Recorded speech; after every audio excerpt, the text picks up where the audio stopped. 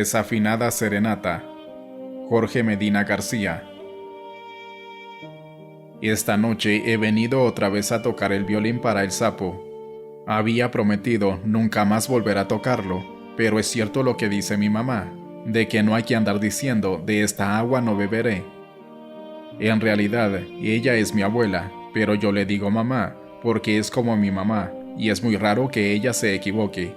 excepto cuando dijo que el sapo era rana, y que se iría pronto, porque yo me fijé muy bien en mi álbum zoológico de los confites Elmur, y le mostré que los sapos son más grandes y corpulentos, con cara de pocos amigos, mientras que las ranas son más finas y delgadas, y parecen pensativas y no enojadas como los sapos, y tienen el color más claro y menos rugosa la piel del lomo, y en fin, era un sapo y nunca se fue. Tal vez nunca se fue porque no hallaba por dónde dentro de tanto cemento, o tal vez porque encontró buena provisión de insectos, o porque le gustaba la música de mi violín. Nadie lo sabe. Lo cierto es que nunca antes había llegado ningún sapo a vivir a nuestro barrio. Una tarde lluviosa oí su canto, su nota destemplada y gutural que traté de ubicar dentro del pentagrama, y que al principio no pude reconocer porque me confundía y nunca estaba seguro, y me acerqué quedito y allí estaba, chorreando lluvia entre los granos del pellejo, en plena cuneta de concreto, semi hundido en lodo, mirándome acá arriba con sus ojos brotados, y su papada subí bajando como asustado, y fue por eso, y porque vi que la llovizna estaba amainando, que fui a traer mi violín, y comencé a tocar uno de los sencillos ejercicios que se me dan más fácilmente. Mi mamá dice que los sapos no son de confianza, y que hay unos que son venenosos, pero yo sabía que el sapo recién llegado no era de estos. Supongo que a los sapos venenosos no les gustaría la música de mi violín. A lo mejor la música mía sí, si pudiera hacerla, pero no la música de mi violín, que es tan bella. Gracias a Dios, y entonces que yo puedo hacer música, que no es cosa de agradecerse, sino que más bien por darme la resignación de pasarme sin eso, que tampoco es cosa fácil. Peor para mí que me soñaba tocando canciones para mi mamá, y para mi hermanito Raúl, que se murió, y para mi perro Maradona, que se perdió para siempre, y para toda la gente del barrio. Me veía haciéndolos bailar solo con mi violín, y jamás con otro instrumento musical.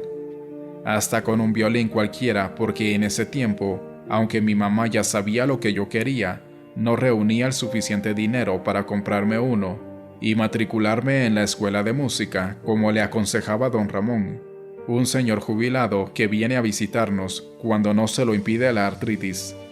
Al sapo parece que le gusta la música. Desde el principio se quedó parpadeando con los ojos saltones, muy atento, sin perderse una sola nota, como si estuviera congelado, transportado desde el agua fangosa que corría sobre las membranas de sus dedos, hasta el cielo de los sapos que deben tener como todo el mundo, y no se movía mientras yo no dejara de tocar los pocos acordes que logré retener en la memoria y en la dudosa destreza de mis manos. Al sapo tampoco parecía importarle, ni mucho menos, la inexistente calidad de mis ejecuciones, y más creo que hubiera estado la noche entera escuchándome, y yo también hubiera permanecido con todo gusto, tocando otro tanto, de no haber sido por la pandilla de cipotes que se acercaron a molestarme después de haberme lanzado pullas burlescas desde lejos, como hacen siempre cuando yo salgo a tocar por las noches. Guardé la esperanza algún tiempo, después de que mi mamá, ayudada por un préstamo que le hizo don Ramón, consiguiera comprarme el violín y matricularme en la escuela de música, de que noche tras noche iría yo perfeccionando mis interpretaciones y lograría que los güirros que me insultaban ahora empezaran a reconocer mis habilidades musicales, convirtiéndose poco a poco, quien lo supiera, en mis primeros admiradores personales. ¡Qué sueño! El único admirador personal que yo tenía fue descubierto por la pandilla y se salvó de ser despachurrado a pedradas porque se metió en una alcantarilla, y entonces comprendí por qué los sapos no venían a vivir a nuestro barrio. Cuando mi mamá me compró el violín, yo dormía con él, y como lo adquirió en una casa de empeños y no traía estuche, lo envolvía en la funda de mi almohada y lo acostaba en mi rincón junto a la pared para poder verlo cuando despertara, pero mi mamá se molestó y le fabricó una funda de lona con agarradera y le buscó el espacio donde ahora se guarda, que no es otro sitio más que la cunita de mi hermano Raúl.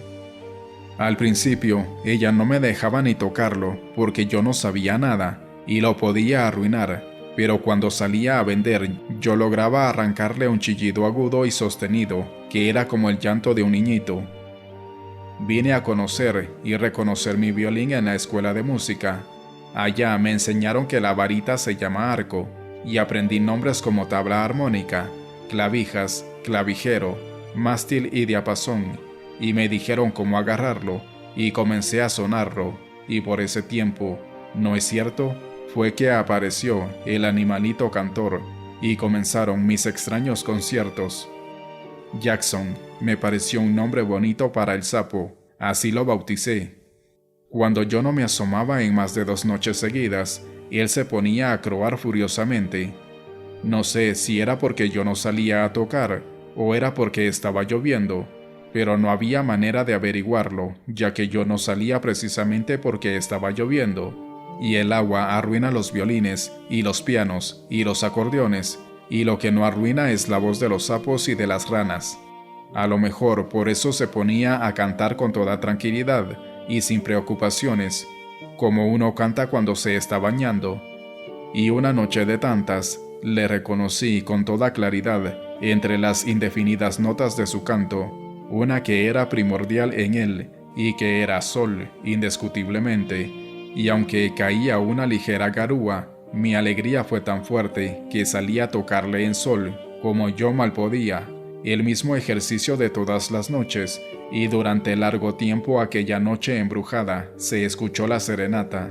el dueto en sol de 2 seres desafinados, bajo la semioscura de un cuarto menguante de luna. La dicha por haber identificado la nota musical era porque al día siguiente tendríamos en la escuela una nueva audición para reconocer el oído de los alumnos, y eso me daba una esperanza, ya que no anduve bien en la primera. Pero es cierto lo que dice mi mamá, que la esperanza mantiene, pero no llena, porque Pascual Núñez, mi profesor de violín, me dijo claramente que no perdiera el tiempo y me olvidara del instrumento, porque yo no tenía oídos ni para tocar las campanas de la iglesia. Y esa noche, Jackson estuvo más atento que nunca, y yo sentí que mi ejecución fue extraordinaria, no solo porque juré que sería la última, sino porque estuvo al borde de hacerme llorar. Abandoné el violín en la cuna de mi hermanito Raúl, y me dediqué a ayudarle a mi mamá a vender cuajada.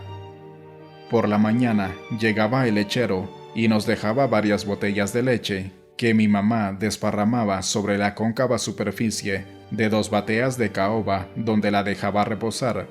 Al cabo de un tiempo, como uno de esos actos de magia que ahora veo frecuentemente en la televisión, mi mamá aprisionaba la leche con sus manos limpias y la transformaba en esferas blancas y olorosas que iba alineando sobre la bandeja de hojalata que me acomodaba sobre un hombro, como si se tratara de un violín, para salir a venderlas por toda la ciudad. Ya el invierno estaba pasando.